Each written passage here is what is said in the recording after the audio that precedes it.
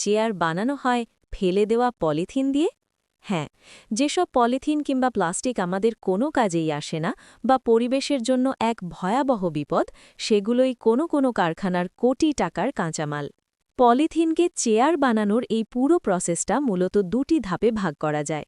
প্রথমত, আবর্জনা থেকে নতুন কাঁচামাল বা প্যালেট তৈরি করা, এবং দ্বিতীয়ত, সেই কাঁচামালকে ছাঁচের মাধ্যমে চেয়ারে রূপান্তরিত করা। এই যাত্রার শুরুটা হয় একেবারে আবর্জনার স্তূপ থেকে। বিশ্বের বিভিন্ন ডাম্পিং গ্রাউন্ড এবং রিসাইক্লিং সেন্টার থেকে সংগৃহীত টন টন প্লাস্টিক প্রথমেই কারখানায় এসে পৌঁছায়। রুক্ষ পলিথিন ব্যাগ, বোতল বা অন্যান্য প্লাস্টিক হল তাদের মেন কাঁচামাল। কিন্তু মনে রাখবেন, কাঁচামাল যত নোংরা বা ভেজা হবে, সেগুলোকে প্রক্রিয়াজাত করা ততটাই কঠিন। একত্র করা কাঁচামাল পরিষ্কার করে সেগুলোকে একটা বিশাল চুল্লি বা কড়াইয়ের ভেতরে এক এক করে দিয়ে দেওয়া হয়।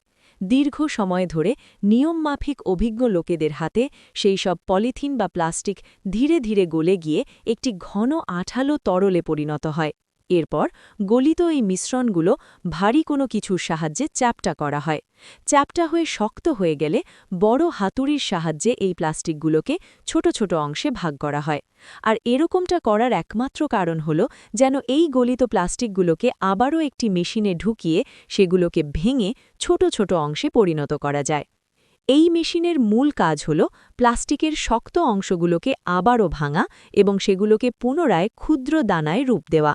এখানে গলিত প্লাস্টিককে উচ্চ চাপ ও তাপের মধ্য দিয়ে একটি সরু ছিদ্র বা ডাইয়ের মধ্য দিয়ে বের করা হয়, ঠিক যেমন টুথপেস্ট টিউব থেকে বেরোচ্ছে।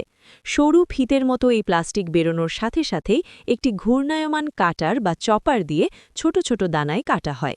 এই দানাগুলোকেই বলা হয় প্লাস্টিক প্যালেট। এই প্লাস্টিক প্যালেটগুলোই হল রিসাইকেলড প্লাস্টিকের নতুন কাঁচামাল। এগুলোর মান কঠোরভাবে পরীক্ষা করা হয় এবং কোনো ত্রুটি না থাকলে সেগুলোকে বিশাল ব্যাগে বা বস্তায় ভরে দ্বিতীয় কারখানায় বা ইনজেকশন মোল্ডিং প্লান্টে পাঠিয়ে দেওয়া হয়।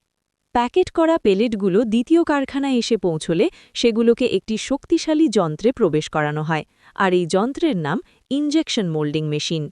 এই মেশিনটি হল প্লাস্টিক পণ্য তৈরির বিশ্বের সবচেয়ে আধুনিক প্রযুক্তি। তো প্রথমেই পেলেটগুলোকে মেশিনের ব্যারেলের মধ্যে ঢোকানো হয়। সেখানে হিটার এবং স্ক্রুয়ের মাধ্যমে সেগুলোকে আবারও উচ্চ তাপমাত্রায় গলানো হয়। গলিত প্লাস্টিক এখন চেয়ার হওয়ার জন্য প্রস্তুত, কিন্তু একে চেয়ারে রূপ দেওয়ার জন্য প্রয়োজন দানবীয় শক্তি।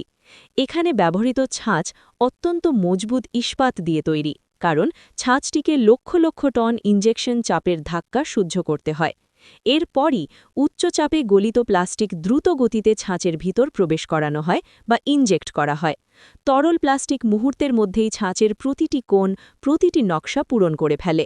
এই প্রক্রিয়াটি সূক্ষ্মভাবে নিয়ন্ত্রণ করা হয়, কারণ গতি সামান্য কম হলে প্লাস্টিক জমে যেতে পারে, আবার বেশি হলে ছাঁচেরও ক্ষতি হতে পারে।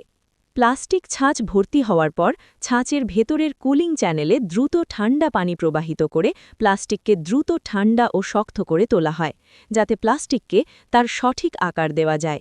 একবার ঠান্ডা হয়ে শক্ত হয়ে গেলেই নতুন চেয়ার তৈরি।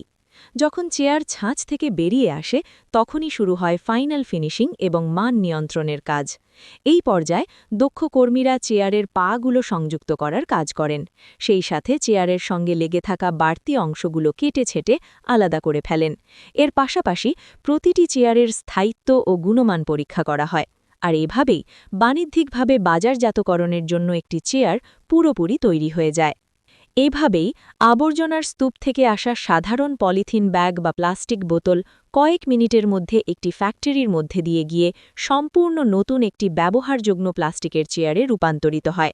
এটি যেন শুধু একটি চেয়ার তৈরির প্রক্রিয়া নয়, এটি আধুনিক প্রযুক্তি ব্যবহার করে আমাদের পরিবেশকে রক্ষা করার এক অবিশ্বাস্য কৌশল। এটি একাধারে মানব সৃজনশীলতা, প্রকৌশল দক্ষতা এবং প্রকৃতির প্রতি দায়িত্বশীলতার এক চমৎকার উদাহরণ।